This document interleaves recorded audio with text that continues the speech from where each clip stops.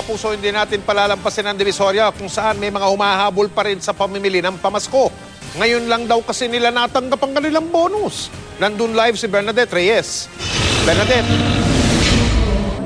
Mike, stressful na masaya kung ilarawan ng mga mamimili ang kanilang shopping experience dito sa Divisoria 2 araw bago ang Pasko.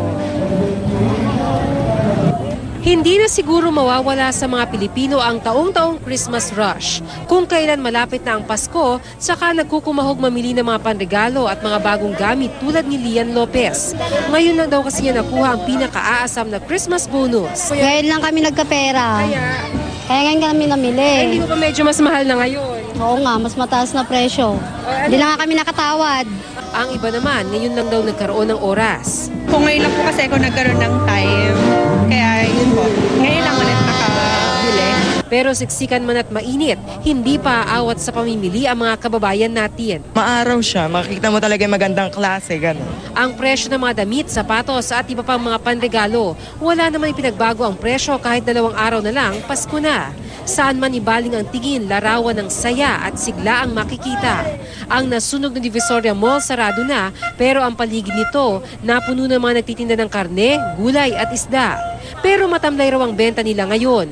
Tumaas daw kasi ang presyo ng ilang gulay at isda. Ang red bell pepper, bawang at sibuyas halimbawa, 160 ang kilo mula sa dating 100 kada kilo. Ang pusit naman na dating 100 kada kilo, 260 na ngayon. Ang hipon, 450 na ang kilo mula sa dating 350. Sa tumpok-tumpok na lang yung walang budget. Ang ham, hindi man tumaas ang presyo, mabigat pa rin sa bulsa. Kaya para maihain pa rin ang nakagawi ang Noche Buena, tamang pagbabudget raw ang solusyon. Patingi-tingi lang. Kagaya sa? Katulad doon ng mayonnaise o hotdog, pero hindi naman o yung kilo-kilo. Kung magkano yung hawak di kahit kalakalating kilo, bibili ka para lahat mabili mo, di ba?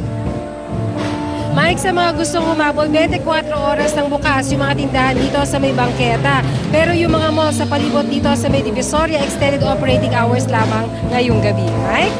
Bernadette, ngayon mag-aalas 7 na halos, malaman lang natin, paano ang daloy ng mga tao dyan? Paparating pa lang? Parami pa rin hanggang sa puntong ito? O medyo pabawas na? Bernadette? Mike, simula kaninang umaga nandito tayo kaya nasubaybayan natin yung dagsa ng mga tao. Kaninang umaga makapal na yung tao pero napapansin ko habang kumakagat yung dilim, lalo pang kumakapal yung mga tao dito. Katunayan, dito sa may bandang harapan ko ay magbubukas na yung night market kaya tuloy-tuloy yung dagsa ng mga mamimili dito sa Divisoria. Mike? Maraming salamat, Bernadette Reyes.